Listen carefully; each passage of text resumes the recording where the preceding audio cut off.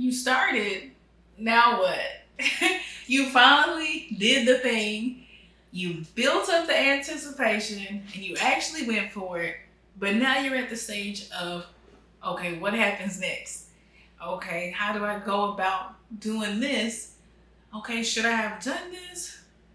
Or was this the right timing? Or should I have gone about this a different way?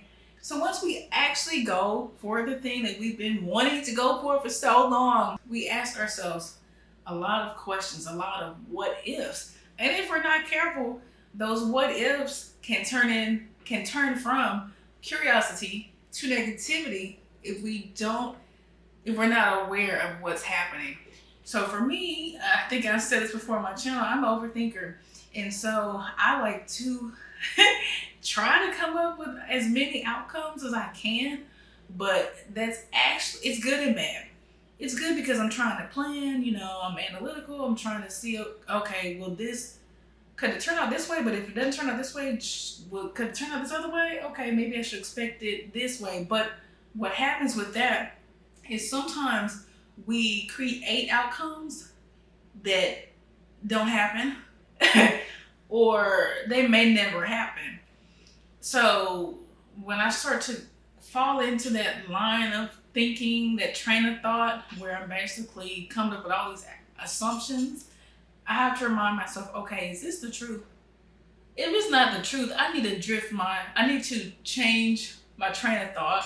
I need to move to something that is the truth, because I don't want to go down this spiral of negativity, because I do not like negativity in any form, in people, in environments. And even when I start to become negative, I have to check myself real fast, because one philosophy that I really like to go by is I won't know unless I go for it. And I know that I sound real confident saying that, but sometimes I still struggle with that, because really, if you don't go for it, you won't know anything. So if you go for it and you get rejected, at least you went for it. At least you did something.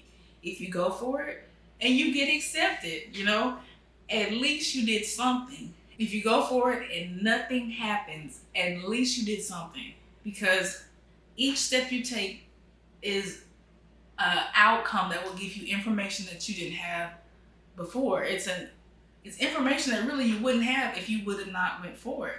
And like I said, I sometimes struggle with that, because I often wonder, okay, is this going to turn out okay? Will people like this, or do I like this? Almost like second guessing myself, which I shouldn't do. I should always be confident, but I'm just going to be honest. I'm human. I'm not always confident in what I do, but I've gotten much better. A quote that goes with "I won't know unless I go for it" is a quote by Carter G. Woodson, which is, "No man knows what he can do unless he tries." And so basically, if you don't try, you really not going to know your potential. You're not going to know what you're capable of doing. But one good part of being an overthinker is I try to come up with as many outcomes as I can, even if it starts to give me a headache. But even with that, there could be something that happens that I could not even imagine. And really, when that happens, that causes me to pivot. And to be honest, I like that. I like to pivot, because it's a lot of uncertainty in it, and to me, it's quite exciting, because you really don't know how it's going to turn out. And really, if you do nothing, you're not going to see the outcome.